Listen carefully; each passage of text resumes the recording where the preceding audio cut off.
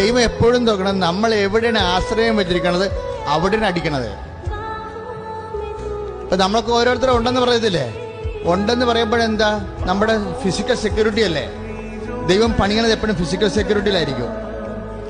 കാര്യം physical security നിൽക്കുമ്പോൾ ഒരിക്കലും ദൈവരാജ്യം കണ്ടെത്തത്തില്ല, മനുഷ്യൻ ലോകരാജ്യം കണ്ടെത്തത്തുള്ളൂ. നിനക്ക് ഫിസിക്കൽ സെക്യൂരിറ്റി ഉണ്ടെന്ന് പറഞ്ഞാൽ നിനക്ക് അങ്കിളുണ്ട്, നിന്നെ ഗൾഫിൽ കൊണ്ടുപോകാൻ, നിനക്ക് കാനഡയിൽ കൊണ്ടുപോകാൻ, നിനക്ക് അവിടെ PR എടുത്ത് തരാൻ, നിനക്ക് അവിടെ താമസിക്കുന്ന ആന്റി ഉണ്ടെന്നൊക്കെ പറയണത് നിന്റെ ഫിസിക്കൽ സെക്യൂരിറ്റിയാ.